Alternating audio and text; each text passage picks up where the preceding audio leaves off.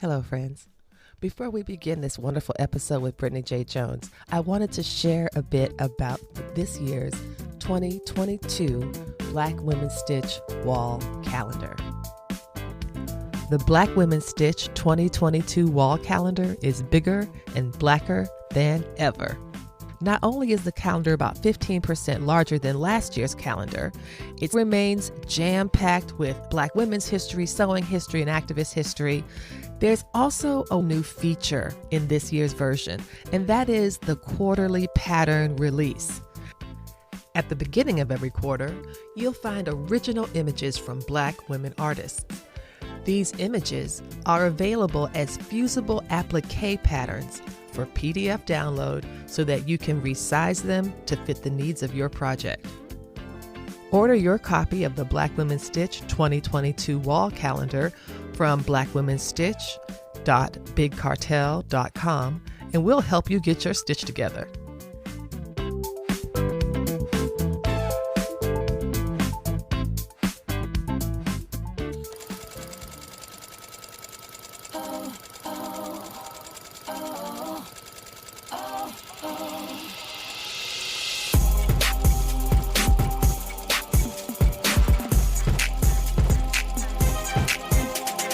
Hello, Stitchers. Welcome to Stitch Please, the official podcast of Black Women Stitch, the sewing group where Black Lives Matter.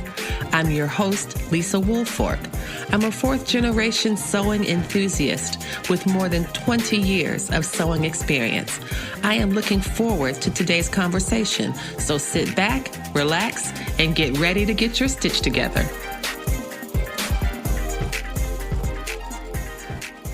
Hello, everybody, and welcome to the Stitch Please podcast. I am your host, Lisa Woolfork, and I am joined today by one of the friendliest sewers on Beyonce's internet. I would imagine that some could call her the Tabitha Brown of the sewing community. I've never met Brittany J Jones in real life. I did have a wonderful real life experience with Brittany that she might not even remember, but back in the day, I'm not sure when this was, when I started Black Women Stitch or either when I was Lisa Loves to Sew. I had this problem with these pants that had the smile at the crotch line. And I was like, what am I doing wrong? What am I doing? And you messaged me and you sent me photos of the pages in the book that I needed to fix the problem. Oh, wow. I was like, see, this is what a sewing sisterhood can do. This is why Instagram is one of the happiest places in the sewing community or something like that. So this was someone who was, super famous in my mind and just had so many things going on, who took the time to send me some photos of pages in a book to fix a problem. And I was like, yeah, she's the real deal. So welcome, Brittany J Jones, to the podcast. Thank you for being here. Thank you so much for having me. I really appreciate the invite and I'm excited to chat. You began sewing in 2013 and you did so kind of as a reluctant sewer. Your mom had taught herself to sew and then you would help her and do things, but you were not what one would say enthusiastic about supporting your mother in her learning adventures to sewing. Tell us a bit about that and about Brittany being a surly teenager. I can't picture it. I cannot picture Brittany behind her mama's back, cutting her eyes, saying, I don't want to serve this seam. I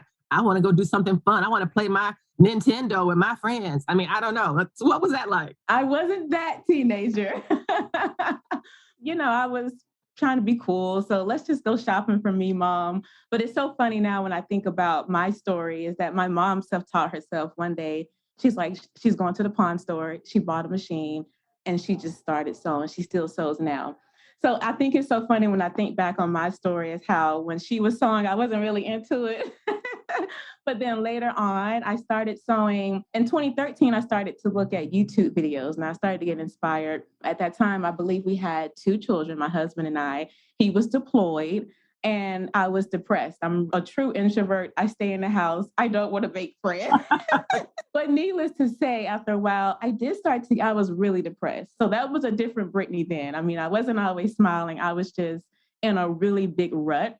And I believe we just had our second son. So I did need some more clothing. And I remembered my mom sewing. I was like, I seen Mom of course I can make a maxi skirt. It's just a rectangle. So I go on YouTube and I see one 5-minute maxi skirt. I loved it. And so in 2014, I said, okay, let's buy my machine. So I bought my machine, made a maxi skirt. I haven't stopped sewing since. I absolutely love it. And it just brings me joy. And it's something that's my own. So yeah, I just love it. I can see that. And you can see the joy in your work and the work that you do, the work that you share. And it feels like it's been some kind of like happiness landslide. Because like when I think about 2014, which was not that long ago, that's 7 years. Yeah. And so now I am talking to you right now in a store. You have imagined 7 years ago, somebody saying, hey, Brittany, one day you're going to be on a sewing podcast, not for the first time, by the way. This is not the first sewing podcast you have been on, right? So if someone told you in 2014, you'll be doing sewing podcasts, you're going to have a library of videos of your own, you're going to have taught people sewing, you're going to have ambassador deals with sewing machine companies, what would you say to that person who came from the future, from our time, to tell you this when your husband was deployed? I don't know. I would have been like, okay, from your lips to God's ears, let's do it then. I probably would have been a little doubtful, like, okay, sure. But I would have tried it. I would have kept going and pressing forward and seeing what would happen. But I never thought this far. Never. And it was always my prayer. I always say it. I think I've said it on a couple of podcasts previously.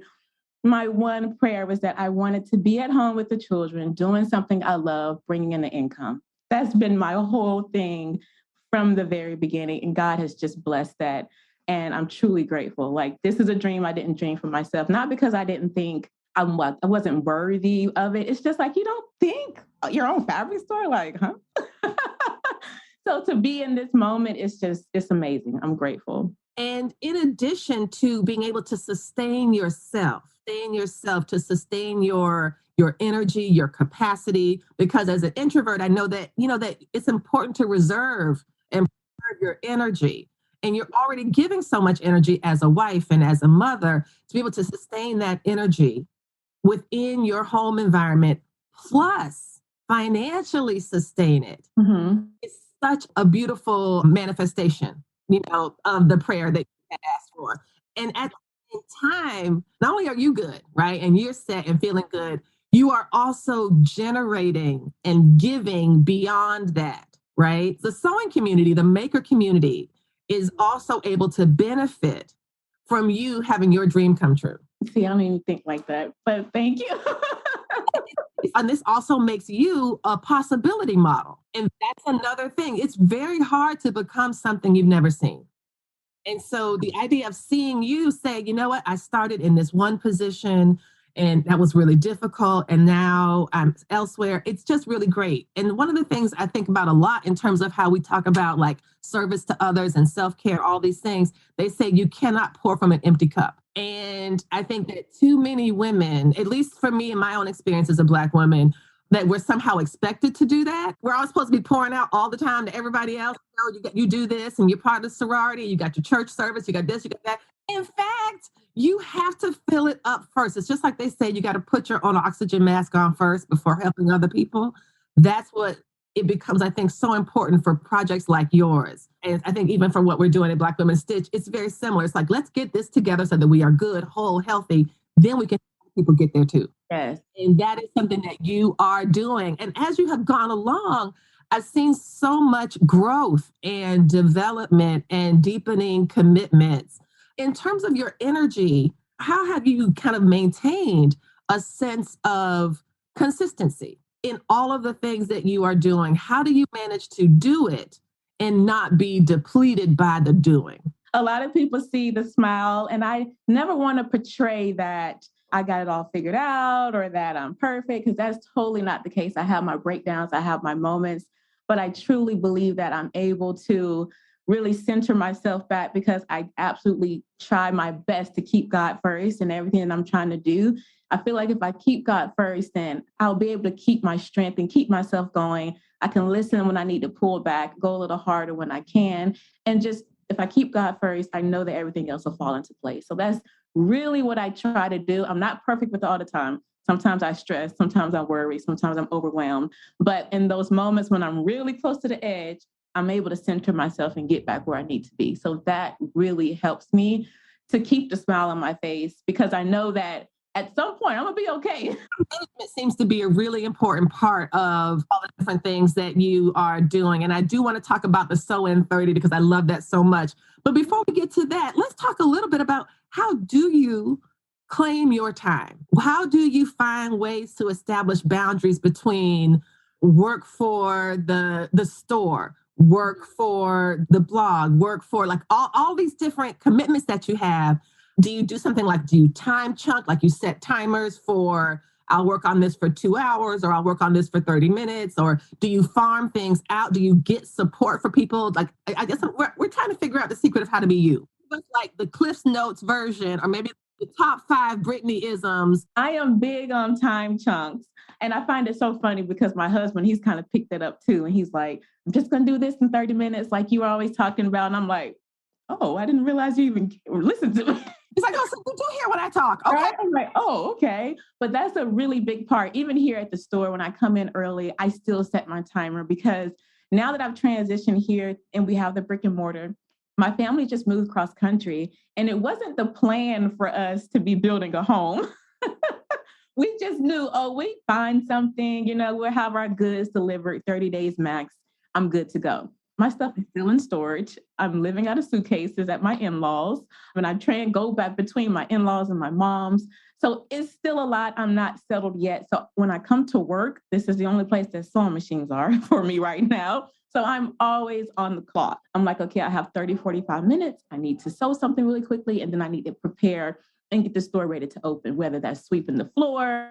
Faith comes in and she tags the bags, rolling new fabrics because we call them dead bodies. Oh my gosh. So fabrics, they are sometimes so heavy that they just break because there's so much fabric. So we have to roll them and they just feel like logs. So I come in and I re-roll fabric. And in that time, I'm also doing other things. Like now I've just started to vlog. So I'm trying to get content without actually doing the sew along. So I can still give my audience and my supporters something. And that's been also something I've been dealing with a lot of. I've been really hard on myself because it's like, I've totally changed the way I have to create now. I can't just sit and do a full sew along anymore. So I'm trying to think of ways to still be creative and still support my audience, give them what they need, or just a behind the scenes peek. And that's been like the hardest thing. So I'm also thinking about that and adding that into the schedule, like show something, do something, be present.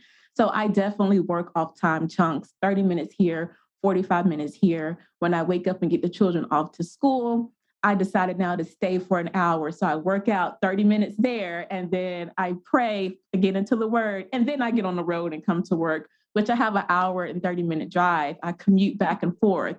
It's a lot. It's a big adjustment, but working in time chunks has been gold for me. I love it. It's like when you were elementary school, at least for me, like sometimes toward the end of on a Wednesday, you're like, I am sick of this and sick of these people. You go home, you watch the clock and you feel like it would go backwards. Right? It's like, why are we still here? But I feel so productive when I work in time chunks because I just don't sit and do the same thing all day. I am more so admin behind the scenes, the shipping and handling of our fabrics. Faith kind of takes on that role now. So I'm heavy on the computer. So I could get lost in doing something all day. But if I set a time chunk and I can get something done, get that done, I feel more productive. And I just love that. And let me just say, I was going through the website this morning. It is beautiful. That is all Mimi. Mimi is absolutely amazing with designing the wardrobe. I mean, the website, she's amazing. It's really responsive. I think it looks really nice. And the fabric, like you talked about doing a vlog. I really like the video demos that you do. Stretch it both ways. And when you wave it around in a circle and put it, and I'm like, that's what we do when we try to see if the fabric's going to be good or not. That was all Mimi's idea. When we first decided, we wanted to kind of make sure that we were giving what we wanted and what we really didn't see a lot of. And so we were like, okay, how do we want to photograph these products? And Mimi said it has to be video. And so we're just sticking with that. You can expect a video for every fabric on our website. And no, it must be a lot of work. I can only imagine. It's much harder to kind of take good video pictures, take videos without interruption. You might cough or something. And we have to take the sound off. If y'all heard the sound behind the videos. I wish you had told me that trick because I'm just trying to learn how to do videos and still of the opinion. My friend Quinora, she Renee Fabric. She has a custom fabric business. She was telling me about how those videos where you drop something and it changes. Every time I see those videos, I'm like, oh, witchcraft. And I'm like, this is what Quinora gets for having old friends. I love Quinora. She came into the store one day. Show me how to do the TikTok. She's like, Lisa, it's just called a TikTok. And I'm like, the tick-and-talking. Me sounding like my mama, talking about the TikToking and the net flicking. The snapping and chatting. Absolutely. Yeah, all that. Give me the snapping and the chatting and the filtering and all of that. You're listening to the Stitch Please podcast, and I'm talking today with Brittany J Jones of Melanated Fabrics. When we come back, we'll hear more of what Brittany has to tell us about what it means to build a brick and mortar store. Stay tuned. Black Women Stitch and the Stitch Please podcast are happy to announce that we have another way to connect with our community. In addition to the IG Lives that we do every Thursday at 3 p.m., we also now have a club on Clubhouse. That's right, friends. They done messed up and given me the chance to have a club. Follow Black Women Stitch on Instagram and now on Clubhouse Thursdays at 3 p.m. on Instagram and 3:45 p.m. on Clubhouse Eastern Standard Time. And we'll help you get your stitch together.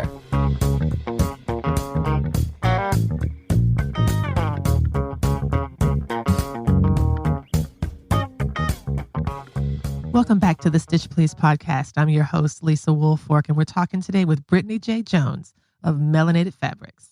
I wanted to get back to the sew in 30. That's one of the things that I really appreciate about the way that your creativity and your time management come together. Because sometimes people will think 30 minutes, that ain't nothing. Like, what's the point? You can't do anything in that time. I may as well, I'm not going to bother. I need to wait until I have like 5 hours of free time on a weekday. So tell me about, how did you come up with that idea and what has been some of the feedback around it? Yes. Well, it's funny because I just assumed everyone kind of knew. And that's one thing I want to encourage you. Don't assume everyone knows something. Just share it and you'll be surprised. I had no idea Sew in 30 was even a thing. And when I did share about it, people reminded me that Miss Nancy Zeman had books about it. And I was like, really? I didn't even know, because I didn't grow up sewing during her time. And I'm like, how come y'all ain't share this? This is groundbreaking for me. What about those Nancy Zeman videos? They're from the 90s. And like they had taken one of her old shows, Sewing with Nancy. I was in Wisconsin when she was doing that show back in the late 90s. She had tons of books. She had a weekly show on PBS. And it was like sewing 15, 20, all these different increments. But she's got some really good tips. So I'm hoping they might release that somehow. I didn't know anything about that until after I shared it. So it came to the point where I would sit down and sew. I would make breakfast and I would sit and sew, and it would be dinner. And my children would be like, what's for dinner? And I'm like, what? I just made breakfast. What are you talking about? That became like a reoccurring thing. And I started to realize, okay, you need to prioritize this and you need to reprioritize the priorities. Go ahead and put feeding the children on the list, I guess. Great. So when I started to realize that I was just sitting there for hours and getting nothing done, as much as I love it and I want to do it, I can't for my life. I had to accept that. And so I really started to focus on time management. That's when it really hit me. And so I started to set a timer, and the timer wasn't for me to rush against the clock. It was just to remind me, okay, you've done some sewing. Let's take a break and move on to something else, like making dinner or running some errands or working out. Whenever I set the timer, it's just to let me know you've been creative, you made progress, let's move on. And that's the whole thing. I've had to switch my mind, because my whole thing first was I need to sit here and I need to finish this garment right now. When that shift happened, I realized, okay, I got my priorities kind of mixed up. I need to refocus. I started to find enjoyment in just making progress. I love that. I really do. I love this idea of committing to progress. Just doing a little bit, and that there's joy in the doing. And I found that in patterns, it's already broken down. So when I realized that, I was like, wait, this says bodice. I can do that in 30 minutes. Wait, that says sleeve. I can do that in 30 minutes. It just makes it so much easier for me. And I I'm more excited to sit down. Like when I came in today, I had 30 minutes. I set the timer. I record it so I can show it to my blog because I'm still thinking, I got to double content now. And yeah, I was able to fill the side seams, serge it. And the timer is not so you could cheat steps. You just fall in love with the process and take your time. So I'm still serging my seams. I'm still doing all the things to make a beautiful garment. I'm just making small progress at a time. Yes. And at the end, the result is still the same. It's still the same. And if you sew like me, you may have a garment finished every week. Because on Friday or Saturday every week, you got something new done. And I appreciate the way that you're thinking about when you're giving and creating these things, that you're also sharing the story of the creation.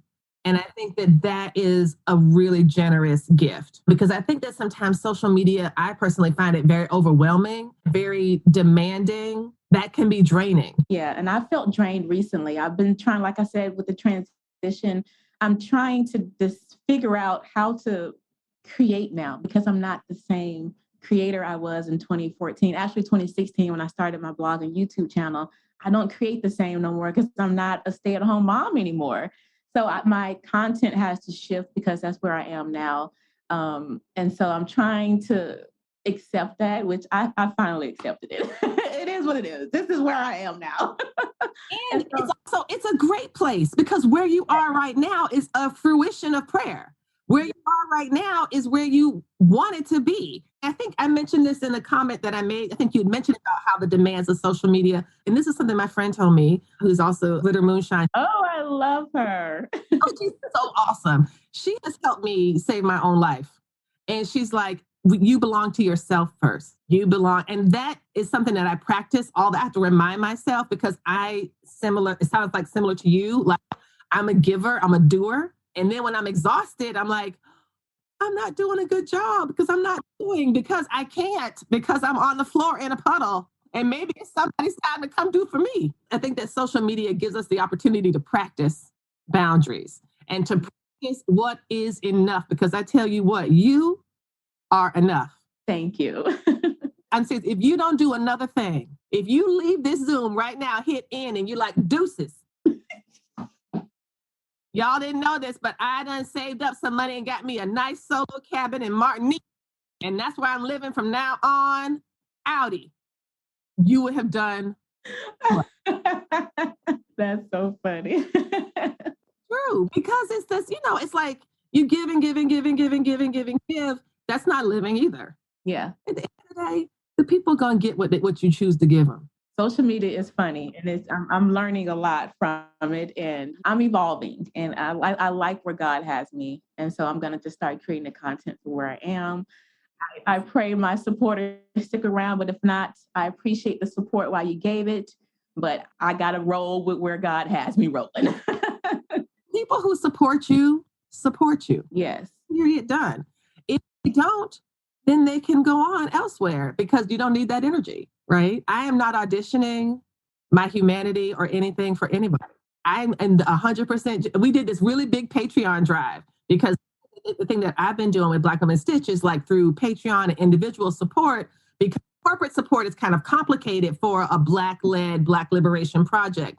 Some corporations don't want to deal with that, and I absolutely do not want to deal with them.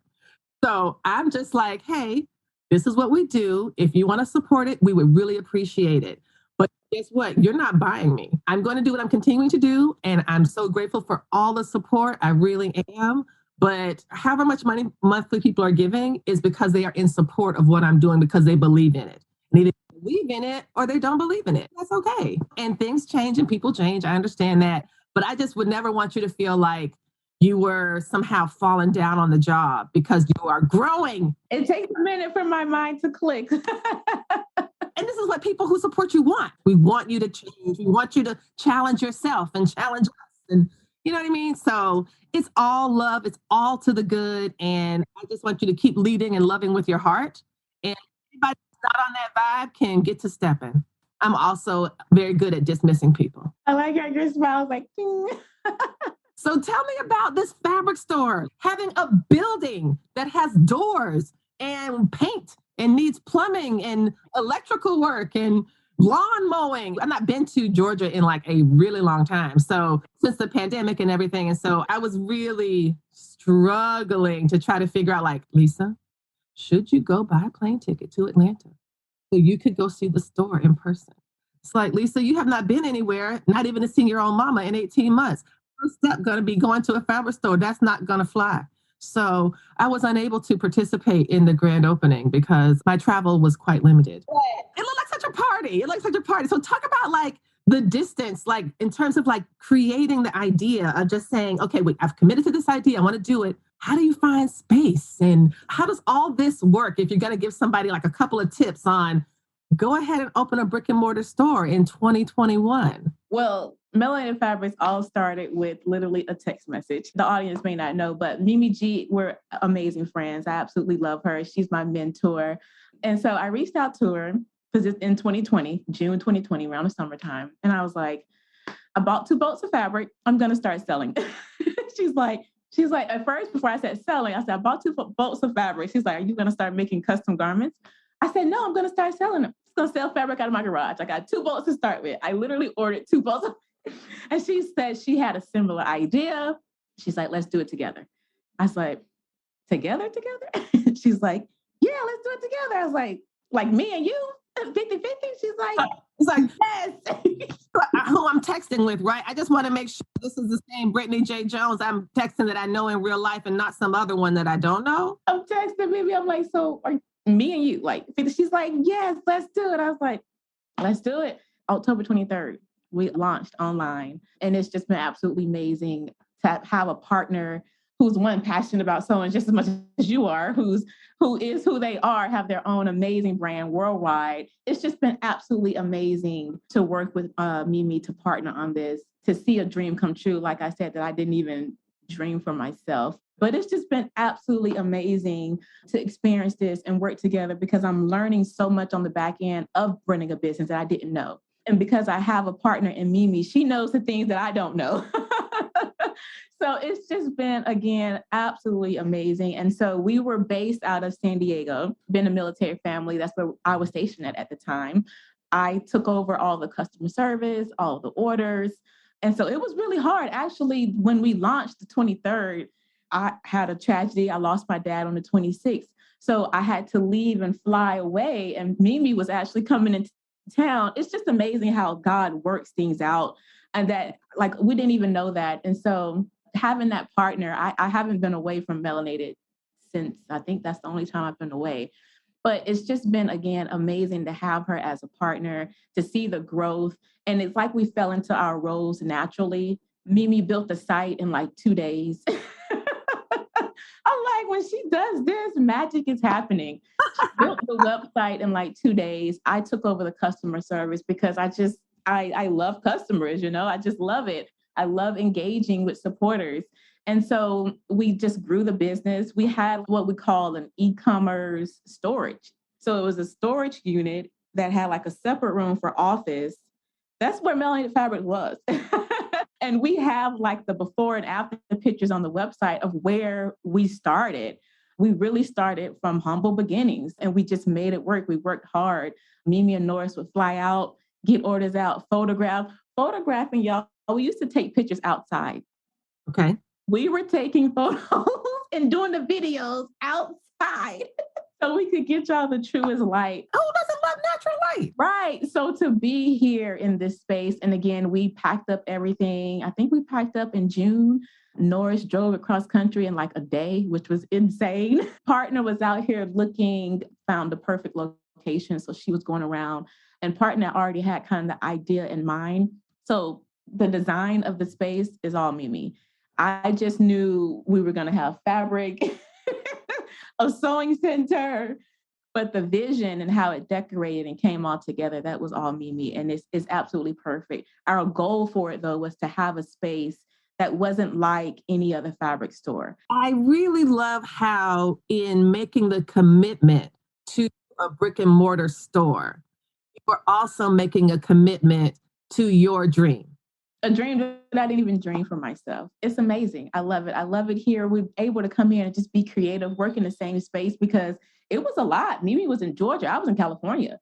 So we're running a business and we can't put our creative brains together. Now that we can sync our brains together, it's just been amazing to have the whole team here. It's been everything. So yeah. It is so exciting. I've just loved watching the flourishing. It's just been so wonderful to see the growth and the development and to have another place to shop, to have another woman-owned and people POC-owned business, and just all of it is just wonderful. Really, true congratulations to you. Thank you. If you could think of one thing you're excited about for the end of 2021, do you have something that you're like, maybe it's a secret, you can't share it yet, but is there something you're like really looking forward to closing out the year? Yes, my house.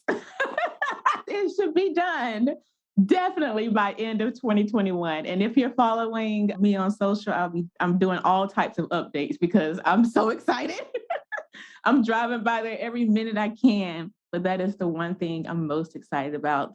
Get the house to finally be settled. That'll be the final piece to this transition puzzle. It's so exciting. And I wish you so much joy and success and ease in all of it. Ease with the house building, ease with the creative reuse space, and all of the things that you all are doing. Just congratulations on all of it. Thank you so much.